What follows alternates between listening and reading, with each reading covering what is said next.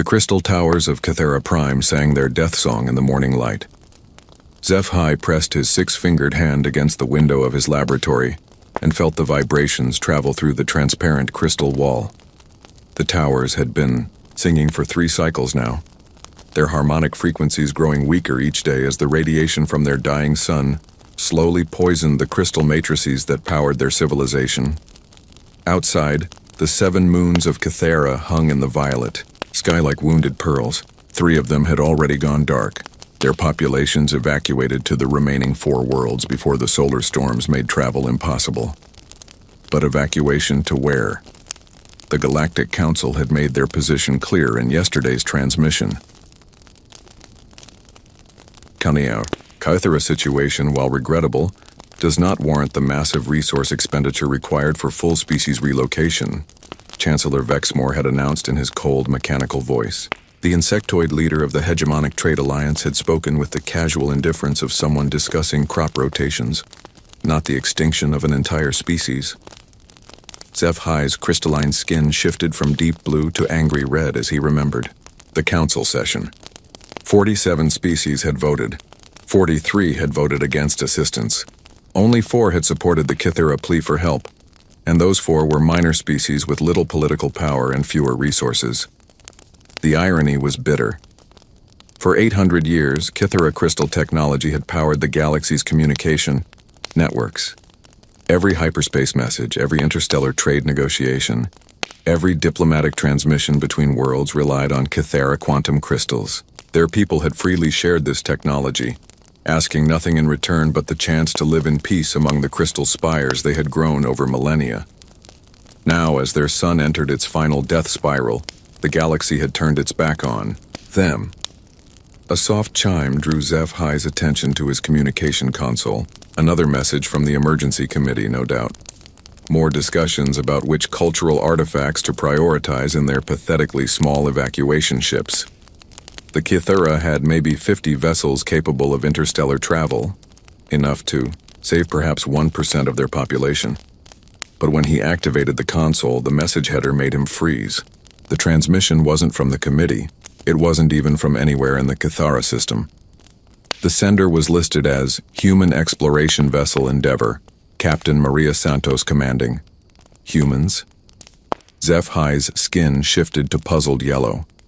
The humans were barely 2 centuries into their membership in the Galactic Council.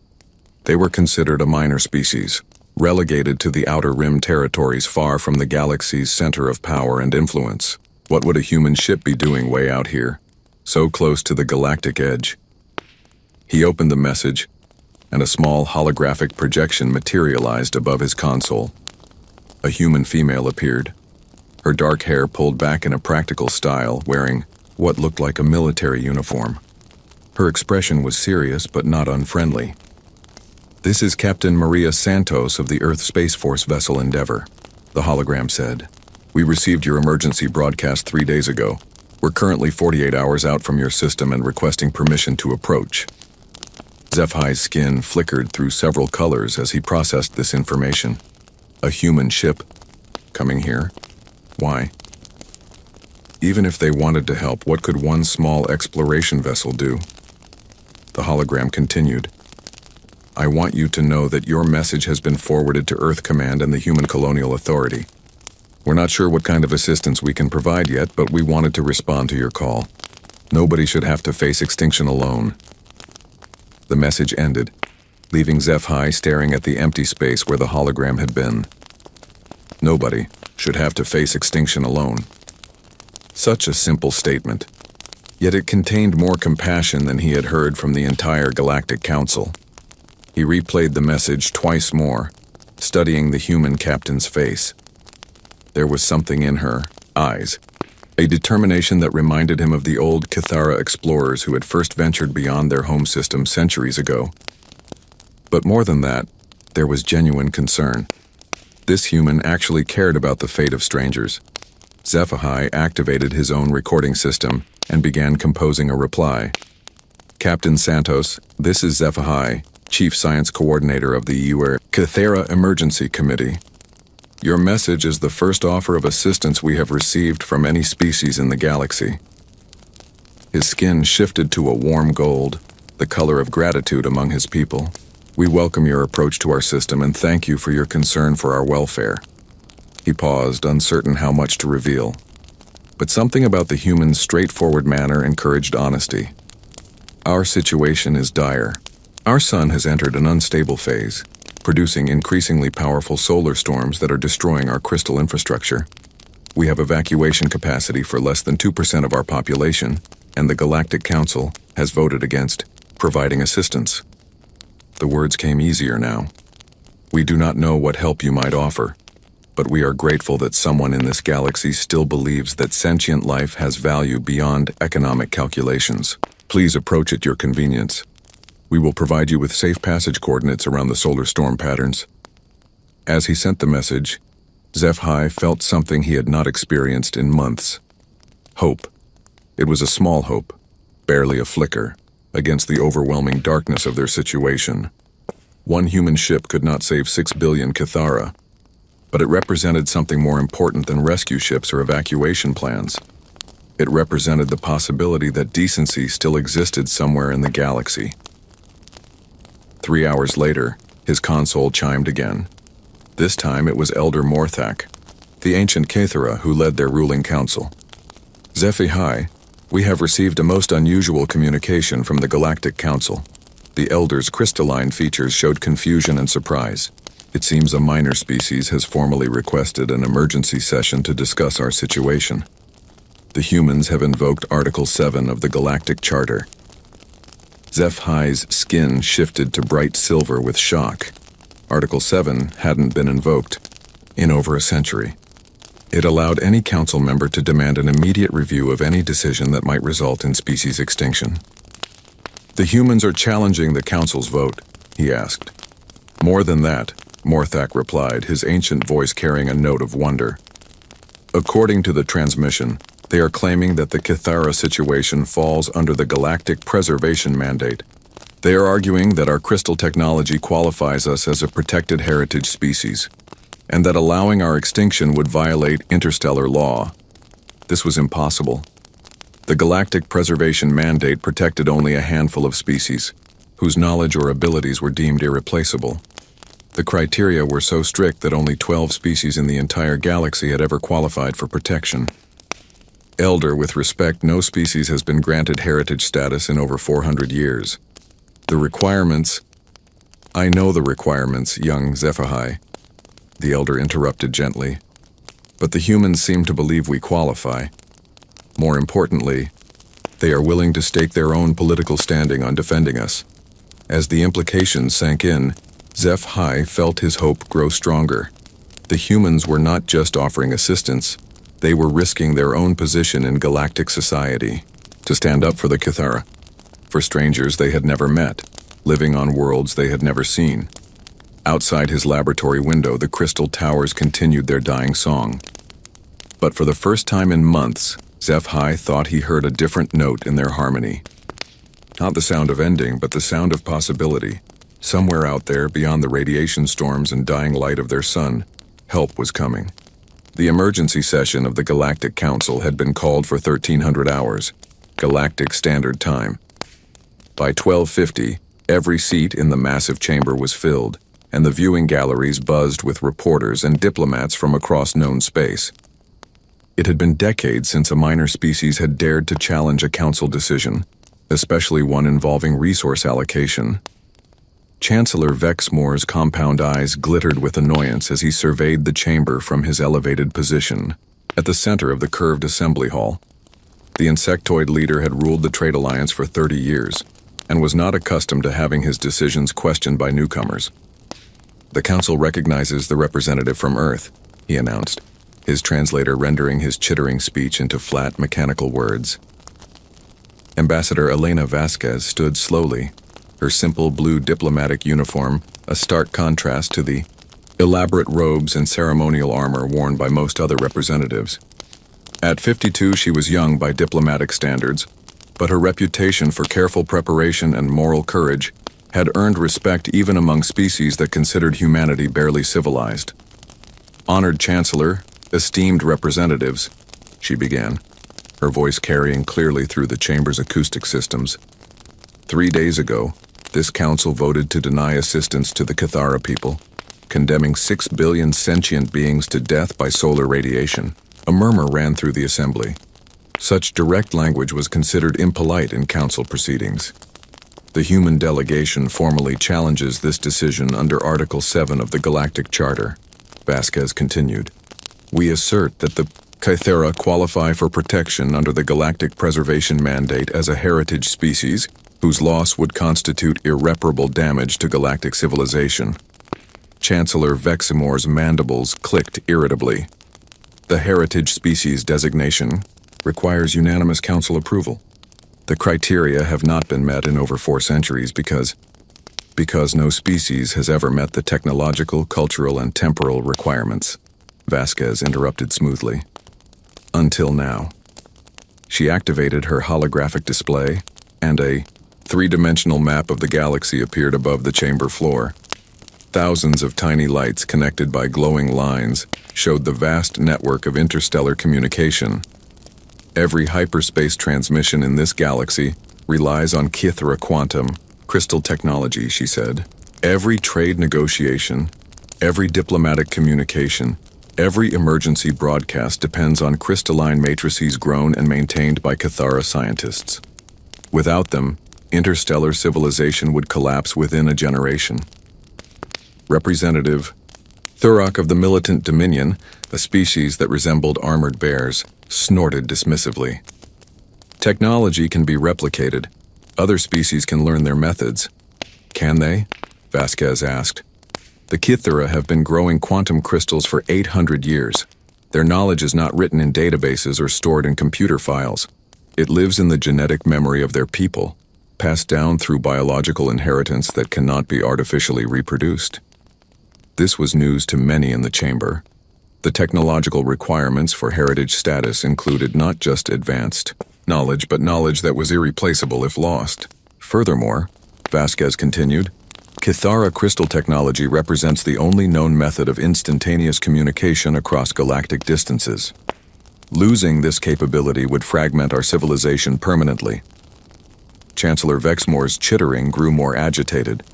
Even if we accept your technical arguments, the economic reality remains unchanged.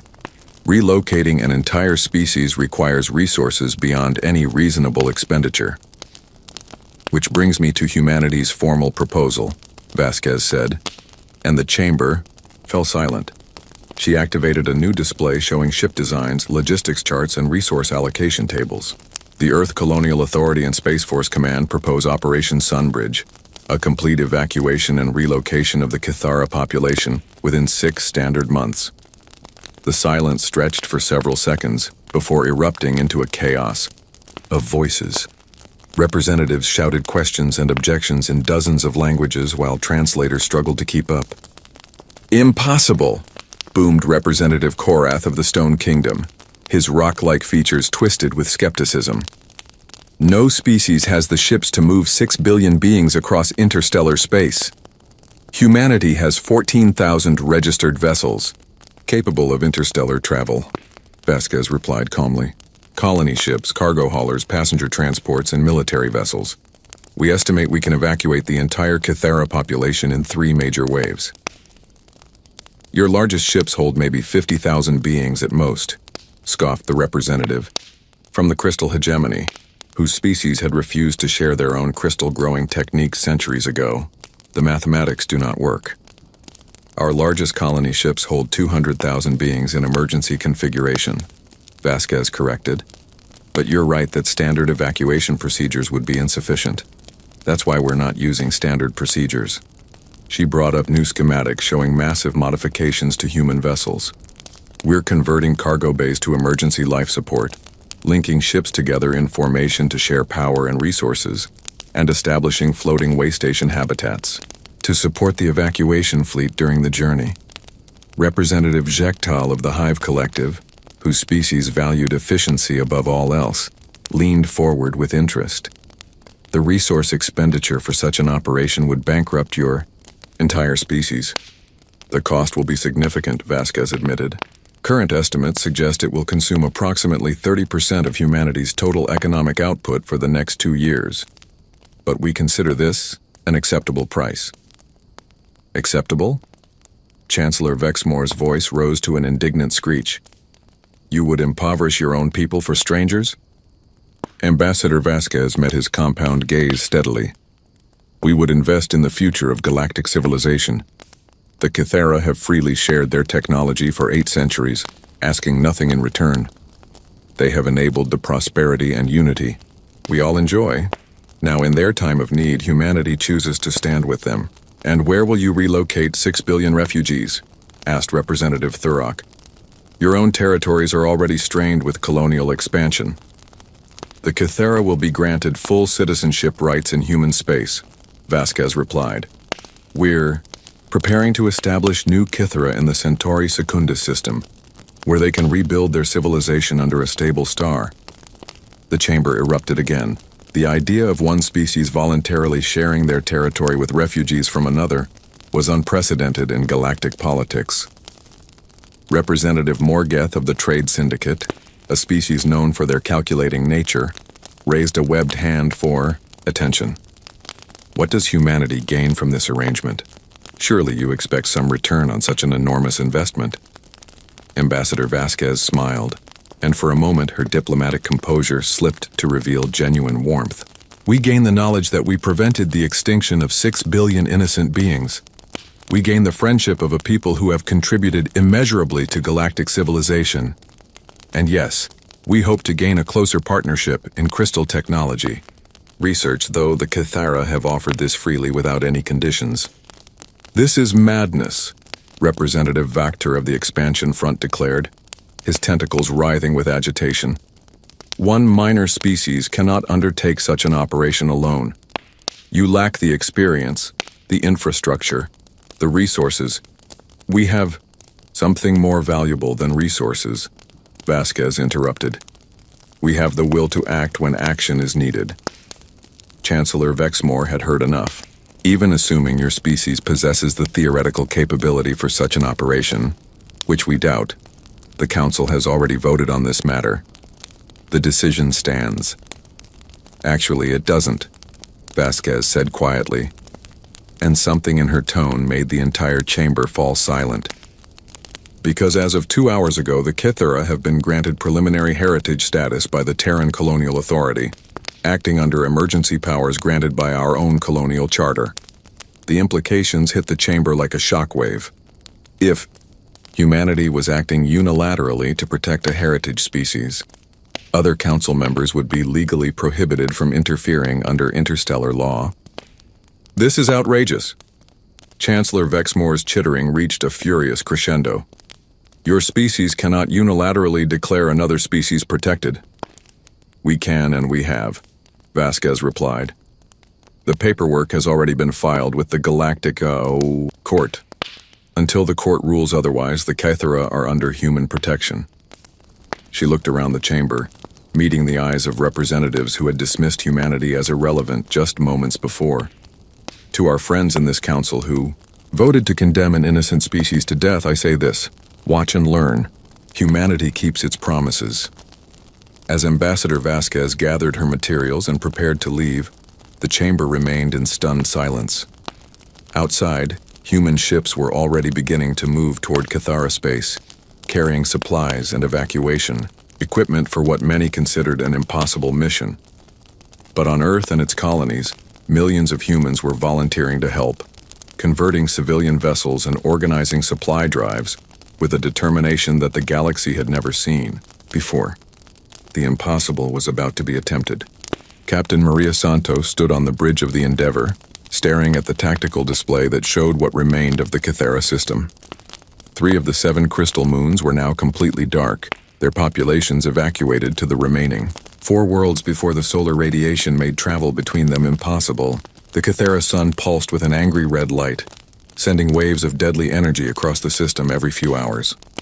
Captain, we're receiving the latest fleet status report from Admiral Chen, her communications officer announced.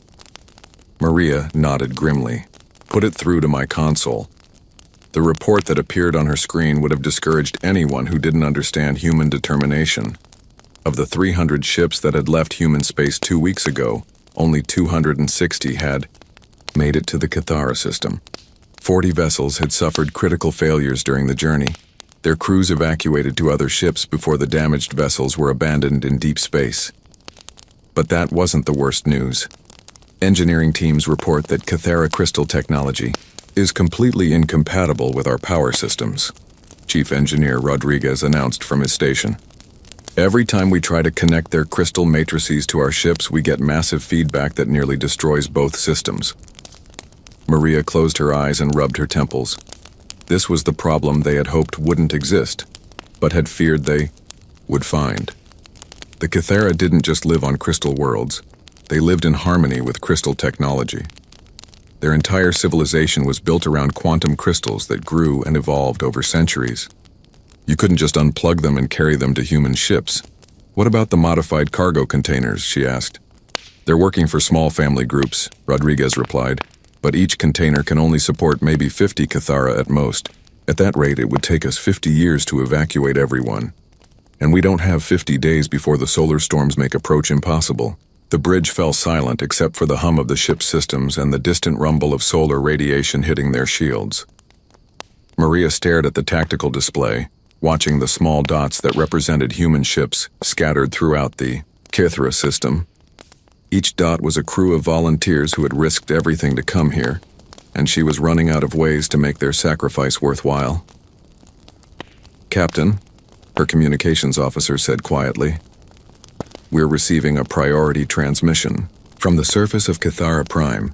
It's from Zephi, on screen. The Cathara scientist appeared as a hologram, his crystalline skin flickering between deep blue worry and faded gray despair.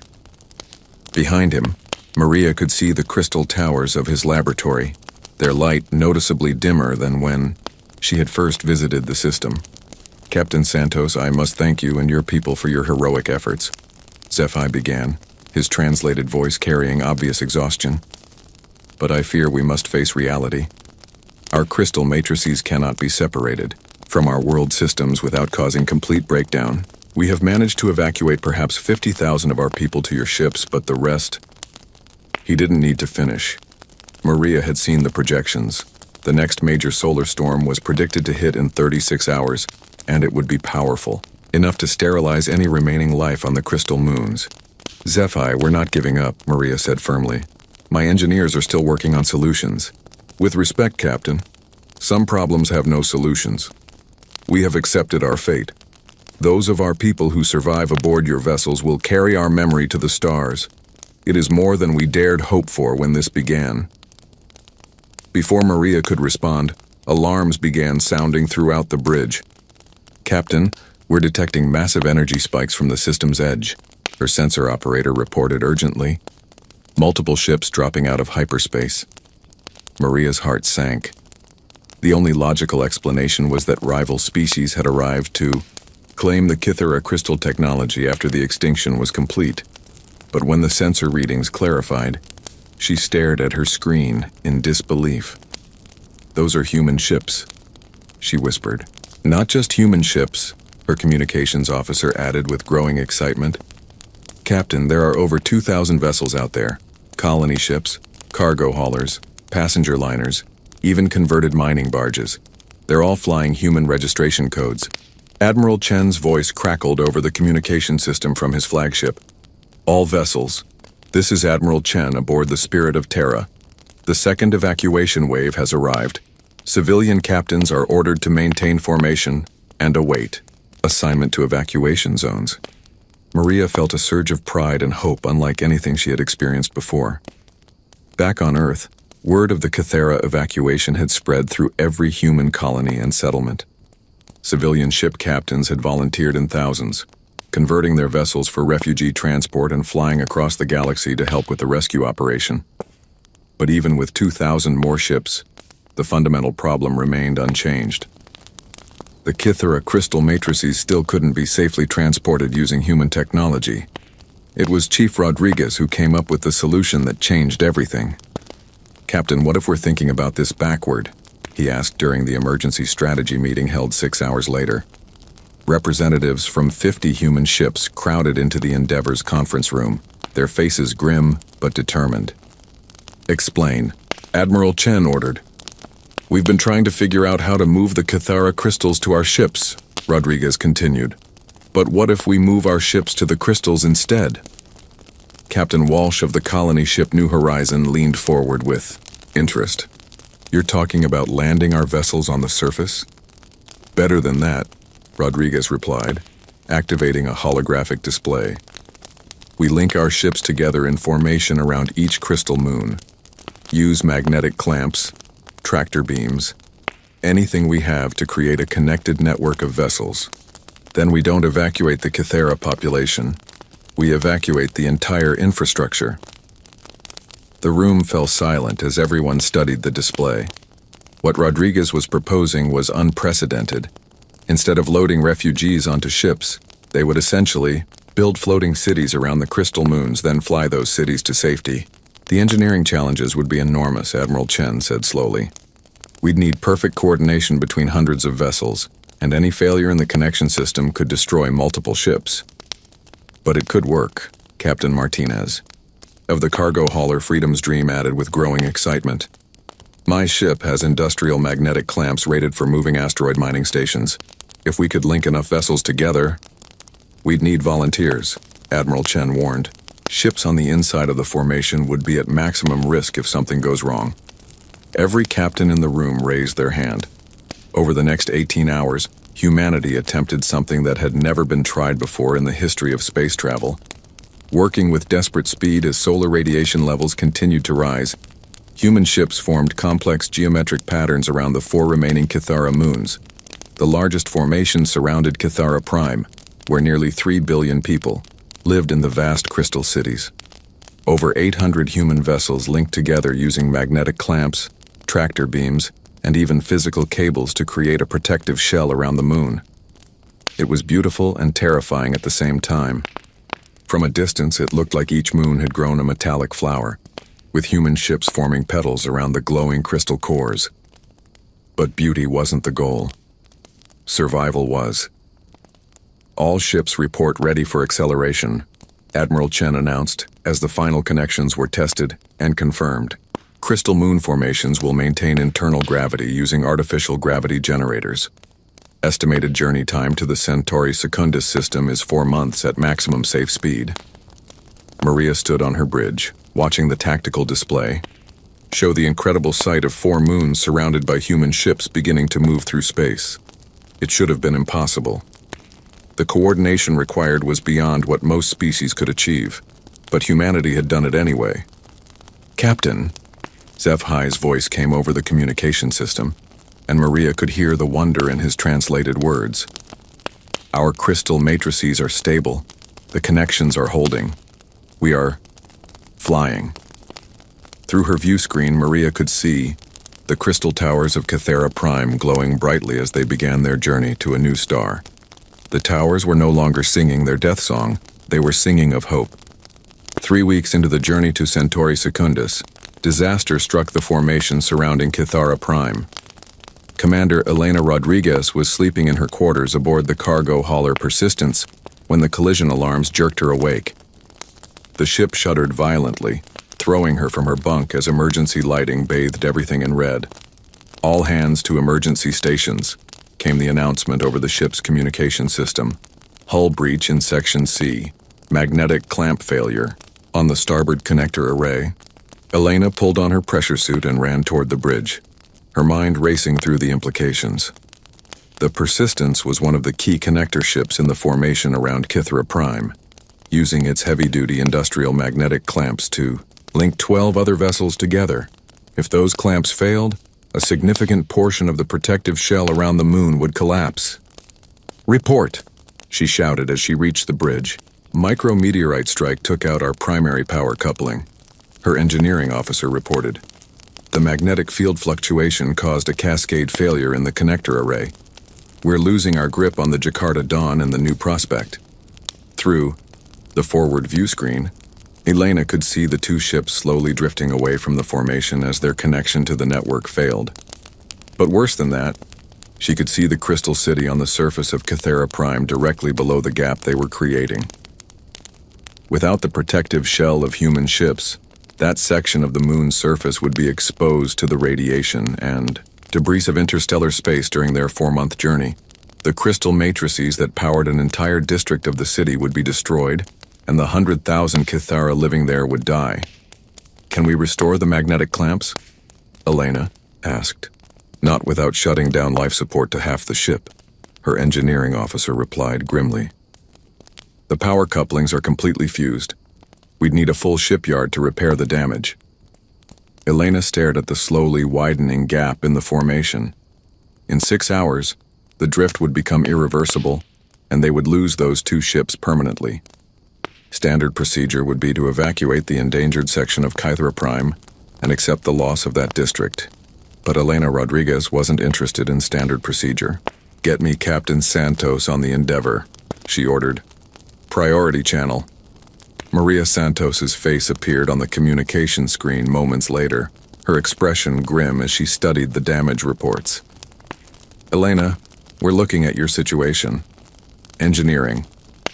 Teams are calculating whether we can reroute ships from other sections of the formation to fill the gap. That would take hours we don't have, Elena replied. But I have another idea. What if we don't fix the magnetic clamps at all? I'm listening. The Jakarta Dawn and New Prospect are both equipped with manual docking clamps, right? The kind used for emergency ship-to-ship connections during rescue operations. Maria nodded slowly. Yes, but Elena, you're not seriously suggesting physical connections, Elena continued with growing excitement. Forget the magnetic clamps and the fancy electronics. We use old-fashioned docking clamps, emergency airlocks, and physical cables. Link the ships together the way our grandparents did it before we had all this automated equipment.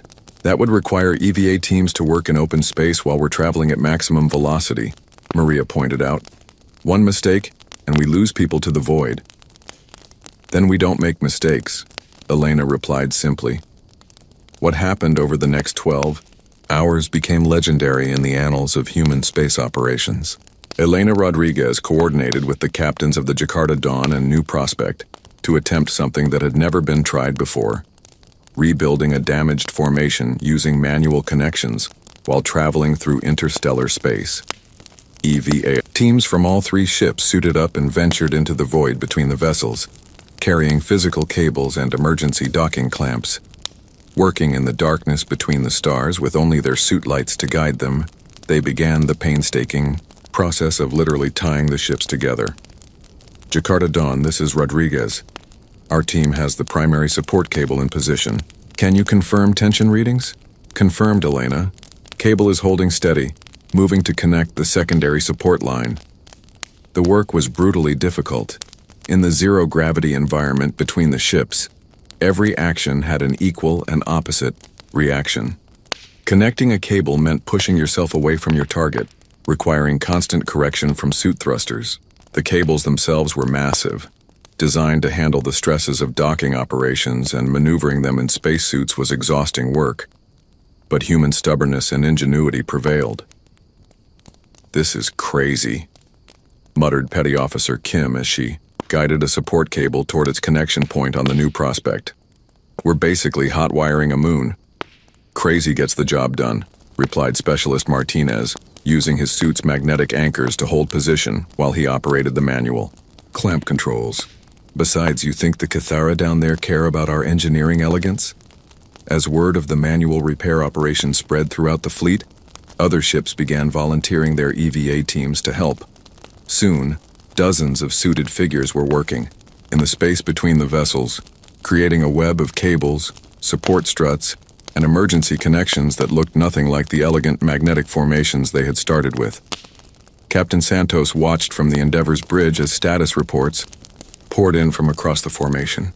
Similar problems were occurring at other connection points as the stresses of interstellar travel took their toll on equipment that had never been designed for this kind of operation. Admiral Chen to all vessels, came the announcement over the fleet communication system. We're seeing formation stress across multiple connection points. All ships are authorized to implement emergency manual connections as needed. What followed was the largest coordinated EVA operation in human history. Thousands of spacesuited volunteers worked around the clock to reinforce the formations using manual connections, turning the elegant geometric patterns around each Kythera moon into improvised but functional networks held together by human determination and engineering creativity. The formations began to look less like flowers and more like massive spiderwebs, with ships connected by visible cables and support structures. It wasn't beautiful, but it worked. "You know," Zephi commented to Captain Santos during one of their regular communication sessions, "your species has a remarkable gift for finding solutions that should be impossible." Maria smiled as she looked at the tactical display showing the web of connections surrounding Kythera Prime. "We call it the human way, Zephi. When elegant solutions don't work, we use whatever works." "Even when it requires your people to risk their lives in the void between worlds?" "Especially then," Maria replied. "Nobody gets left behind. Not the Kythera in their crystal cities, and not the humans keeping those cities safe." The manual repair operations continued for weeks as the makeshift convoy crawled toward Centauri Secundus.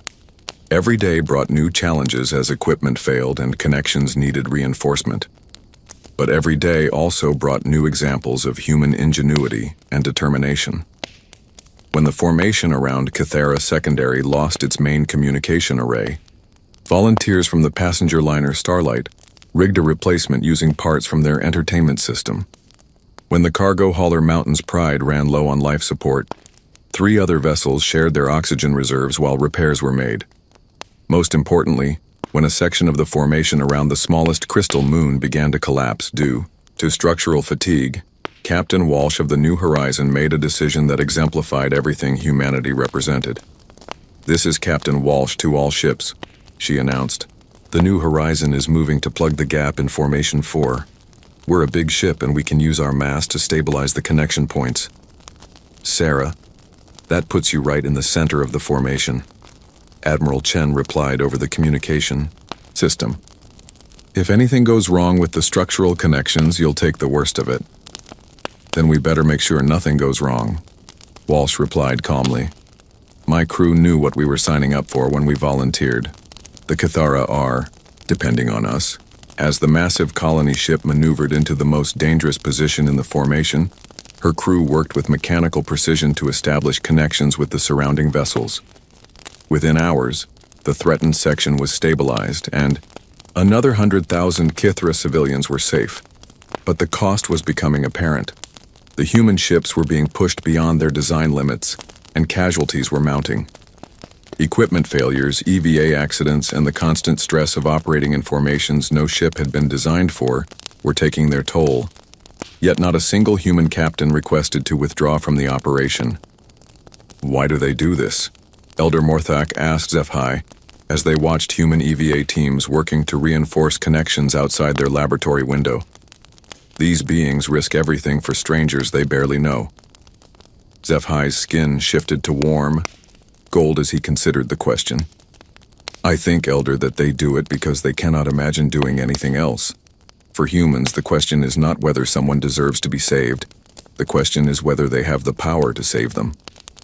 Outside, another human in a pressure suit waved at the window as he floated past, carrying a replacement cable to repair a damaged connection point.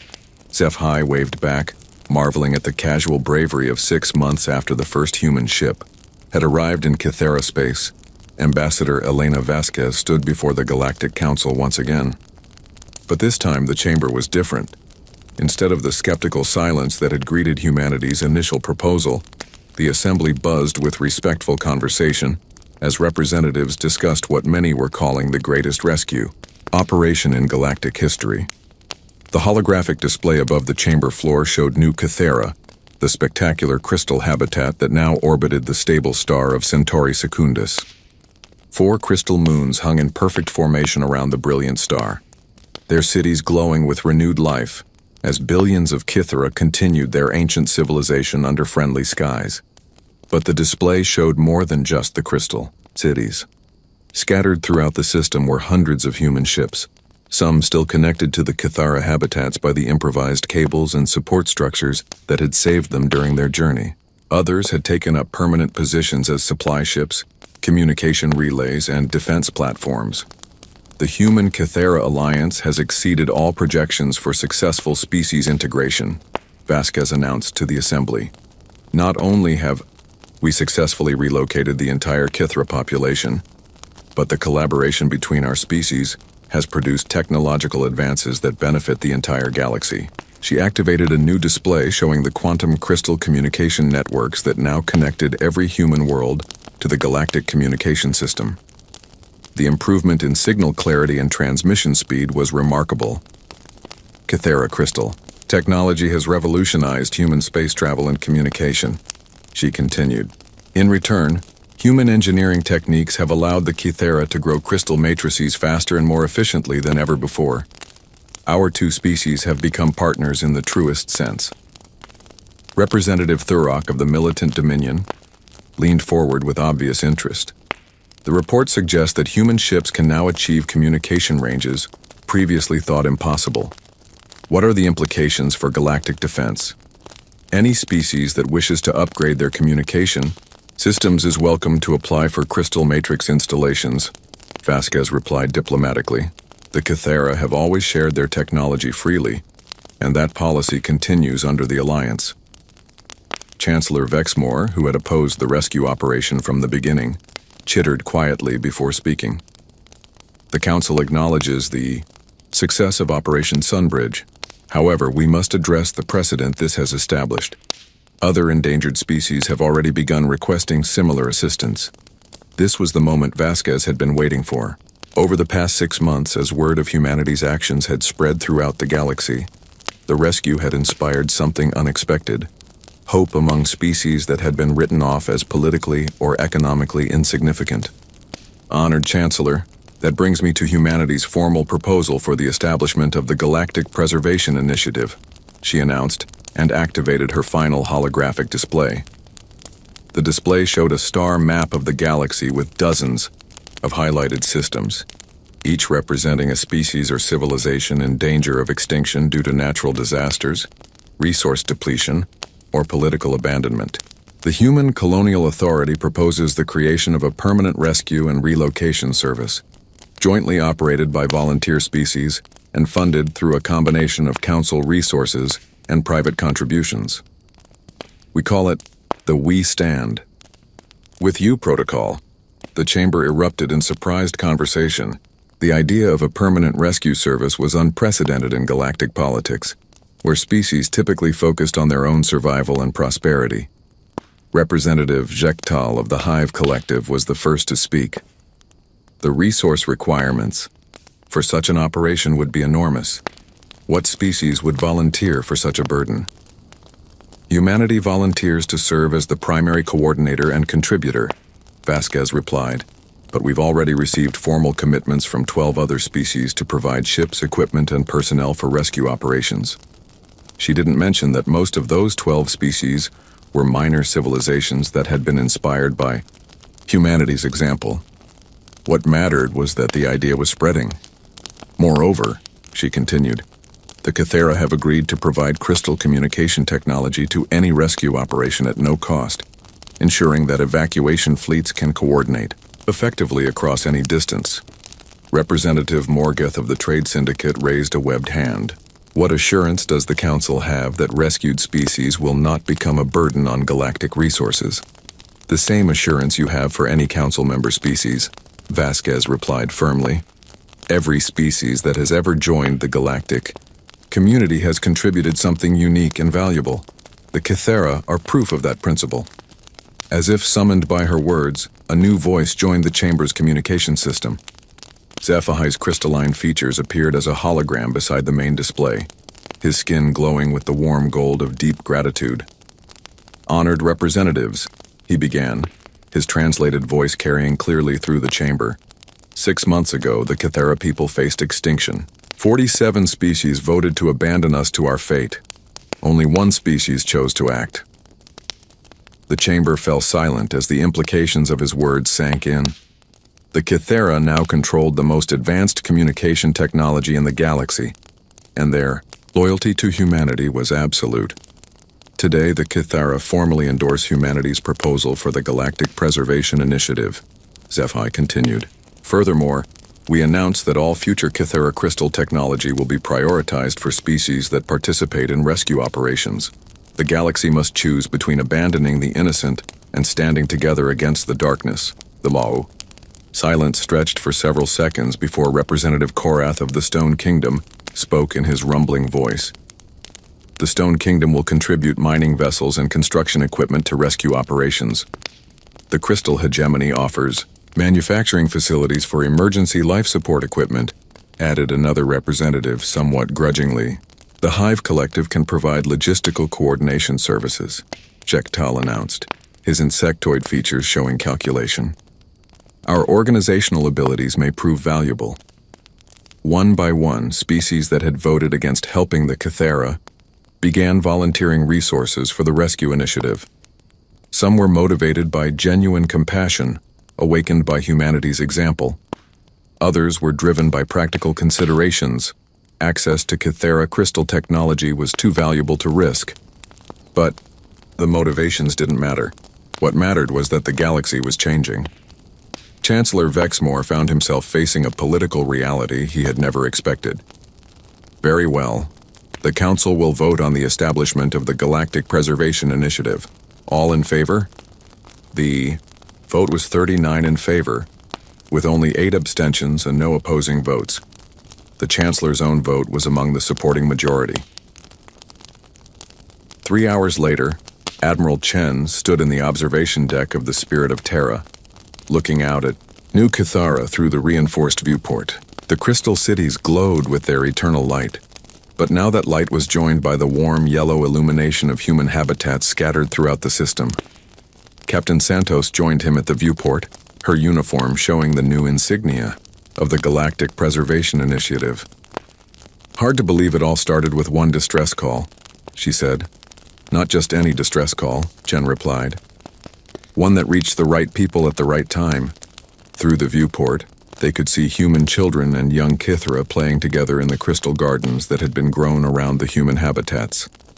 The sight had become common throughout the new Kythera system. 2 species learning to live and grow together, their differences becoming strengths rather than barriers. Admiral, Santos said quietly, we're receiving a priority transmission from the edge of the system. Long-range sensors are detecting a refugee convoy from the outer spiral. Their star is going supernova, and they're requesting assistance. Chen smiled and straightened his uniform. How many ships? 3 vessels, approximately 50,000 refugees from a species we've never encountered before. They're calling themselves the Wanderers. Signal the fleet, Chen ordered. All available vessels are to prepare for Operation Starbridge. And Santos? Yes, sir. Send a message to the refugee convoy. Tell them that humanity has received their distress call, and help is on the way. Tell them. He paused, looking out at the crystal cities where 2 species had found a new home together. Tell them we stand with you. As alarms sounded throughout, the human fleet and ships began preparing for another impossible rescue mission. The crystal towers of New Kythera sang in harmony with the humming engines of human vessels. It was a song of hope, of species standing together against the darkness of an uncaring universe. It was the sound of a galaxy that had learned to care. Years later, historians would mark the Kythera rescue as the turning point, when galactic civilization chose compassion over convenience, when the strong chose to protect the weak rather than exploit them. The We Stand With You protocol would go on to save dozens of species from extinction, creating a network of mutua